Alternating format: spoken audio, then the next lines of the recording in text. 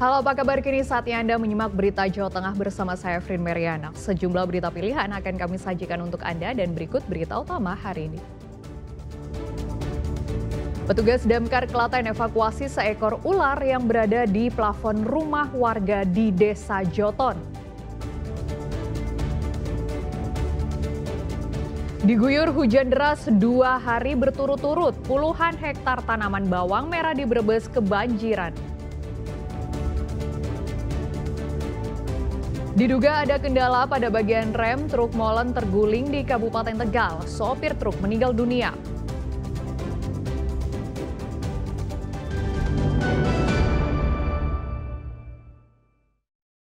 Seekor ular yang berada di plafon rumah warga di Desa Joton, Kabupaten Klaten dievakuasi tim damkar.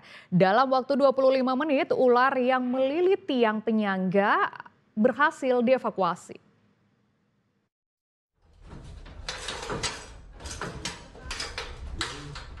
Rabu malam lalu, tim damkar terpaksa harus menaiki tangga untuk menuju plafon rumah warga di Desa Joton, Kecamatan Jogonalan, Kabupaten Klaten.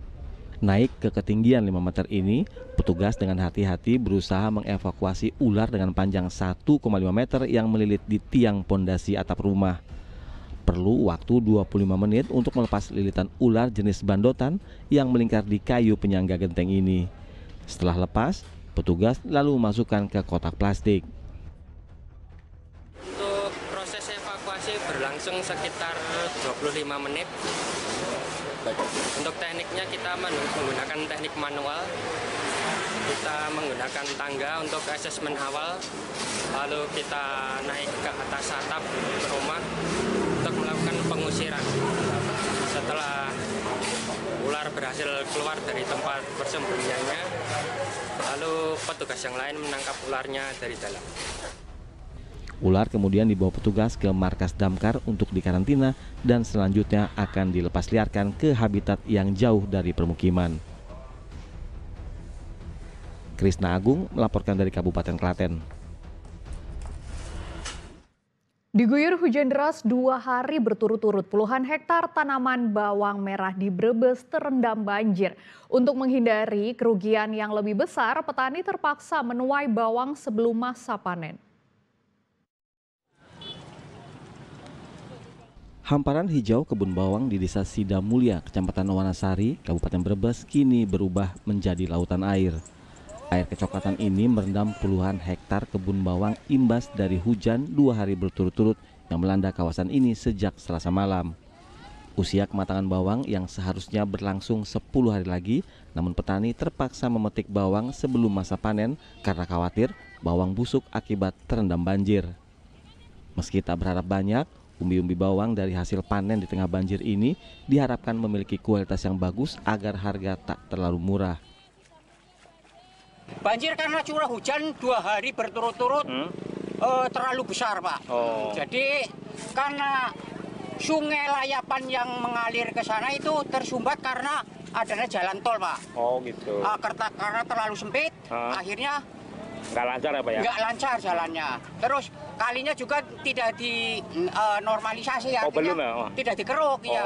Gitu. Saya harapkan pemerintah daerah untuk menyediakan bego ya, untuk normalisasi, walaupun nanti biaya operasionalnya nanti dari petani. Oh gitu.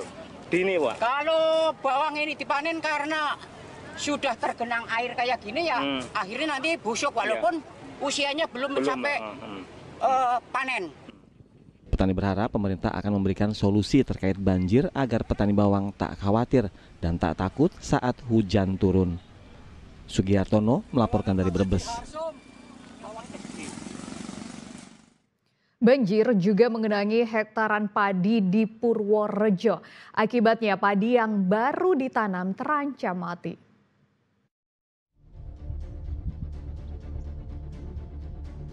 Belum juga lama ditanam, ratusan hektare lahan persawahan di Desa Bendungan, Kecamatan Grabak, Purworejo terendam banjir. Hanya terlihat pucuk padi yang baru sepekan ditanam. Sementara padi yang mulai berbuah dan siap panen benar-benar terendam sepenuhnya. Meski sebagian besar sudah dipanen, tidak sedikit pula padi yang seharusnya tinggal menunggu beberapa pekan lagi kini terendam banjir. kalau hujan sudah seminggu, tapi banjir ini 4 hari. 4 hari. Ya. Terus ini tanamannya mati atau gimana kalau kena banjir kayak gini? Kalau kena banjir ya berdampak dengan tanaman. Misalnya habis ditanam kan kemungkinan kan terendam, terus keong juga kan bisa jadi hama. Oh, ya. Ya semoga kedepannya pemerintah diperhatikan. Sini kan mayoritas kan petani semua Pak. Ya. Jadi kan mungkin pengerukan kalinya lebih diperdalam dan diperluas. Untuk Total lahan persawahan yang terendam berada di 4 dusun di Desa Bendungan. Genangan air di persawahan mencapai 50 hingga 70 cm. Banjir ini merupakan banjir kiriman dari arah utara yang membuat sungai Ande-Ande yang mengitari sawah meluap dan membanjiri area persawahan yang ada di sekitarnya. Awalnya karena hujan terus menerus ya kira-kira 2 minggu yang lalu sampai sekarang, dan airnya meluap terutama dari kiriman dari sebelah utara. Nah ini bisa kita lihat sungai Ande-Ande mulai naik karena debit air yang semakin tinggi Mas. Ini luasan yang banjir berapa Pak di persawahan ini Pak? Ini bendungan hampir semuanya Mas, hanya tinggal sedikit kira-kira 10 hektar lagi. Ada 4 pedukuhan yang terdampak, yaitu di Dukuh Kerajaan, Dukuh Parejo, Dukuh Danasri, dan Dukuh Wonosari. Yang terdampak 2 pedukuhan yaitu di Dukuh Kerajaan dan Parejo, semuanya sudah lelep semua Mas. Tidak kelihatan baik padinya ataupun tanamannya Mas. Meski tidak mati, padi yang telah terendam air dalam waktu beberapa lama tidak akan tumbuh sempurna. Bencana ini mengancam petani gagal panen dan merugi hingga ratusan juta rupiah. Wahyu Diono melaporkan dari Purworejo. Seorang sopir tewas setelah truk molen yang dikendarainya terguling. Kecelakaan itu terjadi saat korban hendak mengisi cor beton proyek jembatan di Kabupaten Tegal.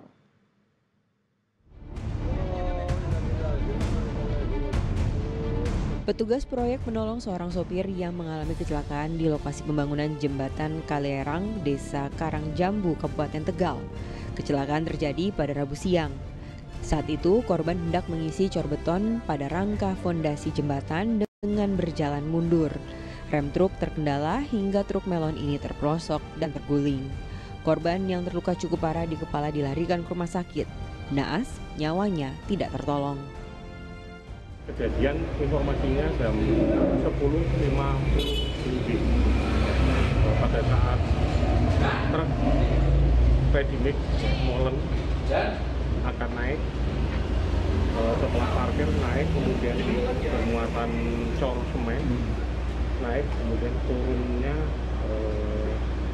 diduga remnya blok, kemudian terguling ke kanan di tebing. Ada korban jiwa nggak? Tadi pada saat kejadian luka-luka berat pada kepala dan dada. Tapi dibawa ke rumah sakit terus meninggal itu mana? Ya. Korban namanya siapa ini? Soleh bin Toryadi, warga Bumi Jawa, pengemudi. Itu pengemudian kan? Pengemudi truk. Jadi saat ini masih dalam penyelidikan ini? Siap penyelidikan. Warga Bumi Jawa, Kabupaten Tegal itu kemudian dibawa pihak keluarga untuk dimakamkan.